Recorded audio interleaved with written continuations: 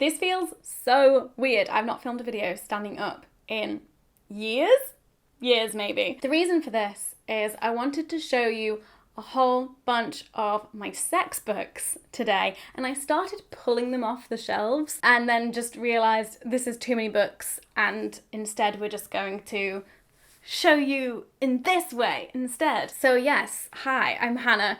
I am a sex educator, sex education enthusiast, just find the whole subject matter fascinating and really interesting, and have somehow made it my job to talk about sex on the internet. What a great time. And if you haven't subscribed already, please do. I make new videos on different topics around sex and sexuality every week. I also love books. I used to do a podcast with two of my friends called Banging Book Club, where we read books about sex every month, and that was the book club, and it was great. So I have a lot of books about sex. I made a My Sex Books video a few years ago now, but I have acquired a lot more since.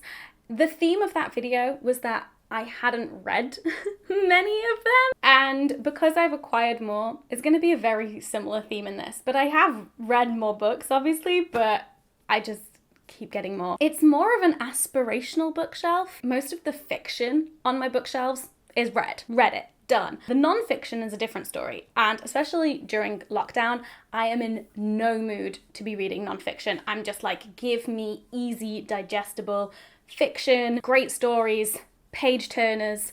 So I'm really not reading any of these at the moment, which is a shame. One of my house goals and dreams is to have a bookshelf in the living room area that has all of the general books on it, general non-fiction and fiction books, but then my special bookshelf in my office, which is only sex and feminism. That's my plan. Right now, it's all in one place. So I'm going to take you through which sections are the sex books, and then how I've kind of organized some of it. Some of it is really all over the place, and I just can't figure out how I want to categorize them. Maybe you guys can help me out with that. And then we'll pick out some of my favorites that I want to recommend to you. So the sections of my bookshelf that are sex books are this one here, and then all of these.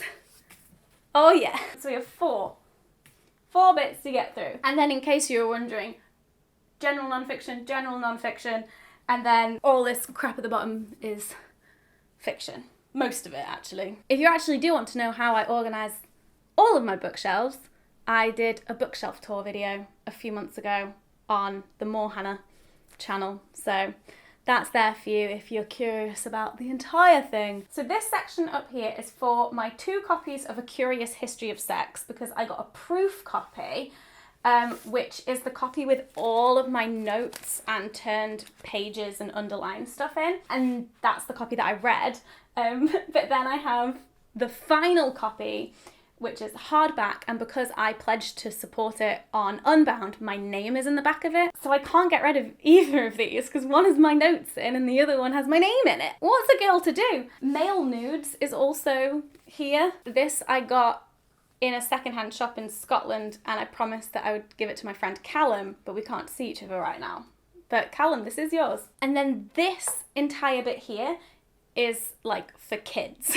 I feel like I'm preparing myself for being a sex positive parent, but mostly I'm also just interested in how to talk to kids about sex and their bodies and all of that kind of stuff. So we have Let's Talk About Where Babies Come From, which is the book that I learned a lot from when I was 10 years old. Then this massive thing from Alice Hoyle and Esther McGeaney, who are 2 sex educators, and this whole thing is basically lesson plans. It's sex education activities to do with young people. 200 plus activities in here. This is the book for me when I finally decide to dive into doing sex ed in schools. If and when that ever happens. A bit of a massive book, but it's more of a handbook for educators kind of thing. I've got A Celebration of Vulva Diversity, which is Hilda Atalanta's book from the Vulva Gallery Project. They came on my podcast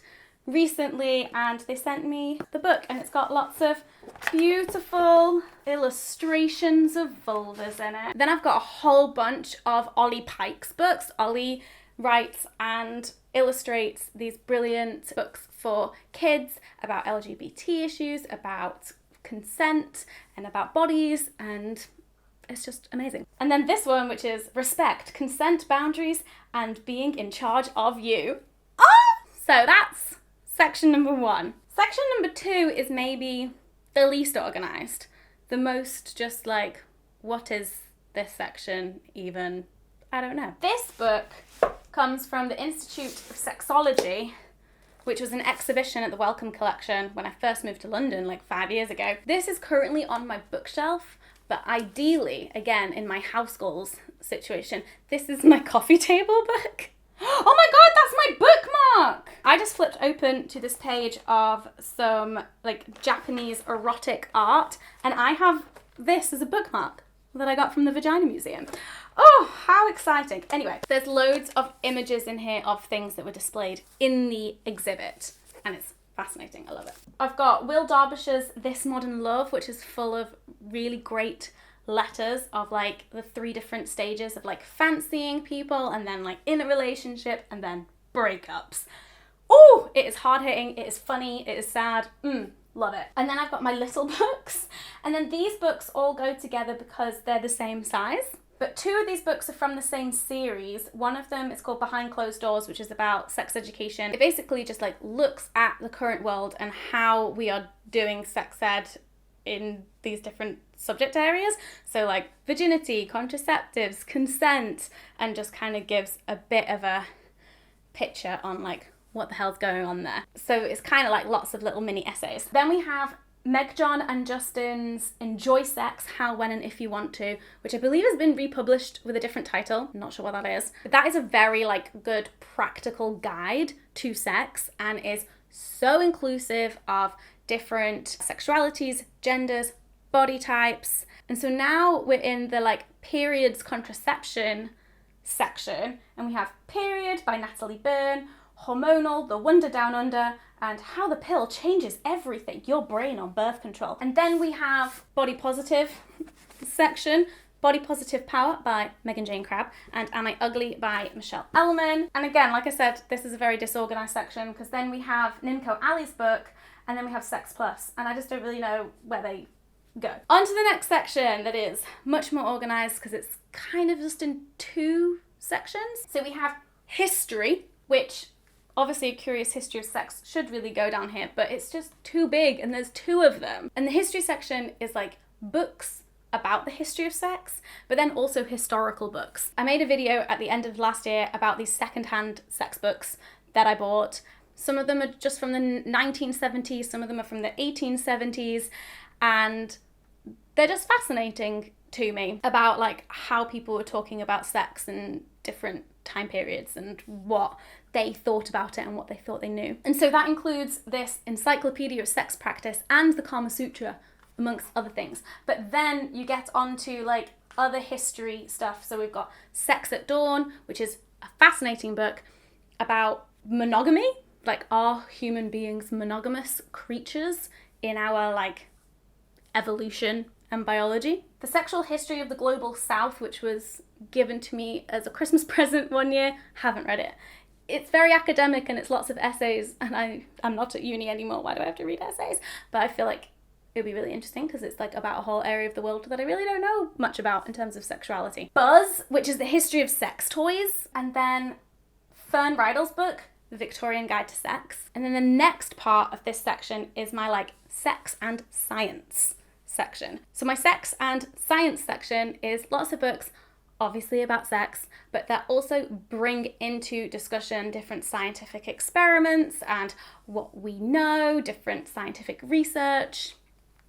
You get it. So that includes Emily Nagoski's Come As You Are, which I recommend to everybody. These are actually all of the ones that I have read, the sex and science ones, other than Mind the Gap, which is my newest edition. These ones I've all read. So we've got Come As You Are, Testosterone Rex, Vagina, Bonk, and Inferior. This section, this is my LGBTQ plus and feminism section. So in my LGBT section, I've got Juno Dawson's The Gender Games, Rhiannon Stiles' book, Ash's book, The ABCs of LGBT, which is just a fantastic like glossary and introduction to lots of different terms. Oh, my friend Callum's book that's coming out in July, Eat Gay Love, which is a memoir about all of his travel around the world and being a gay boy. And then I have a little gay history. Does this go in the LGBT section or in the history section?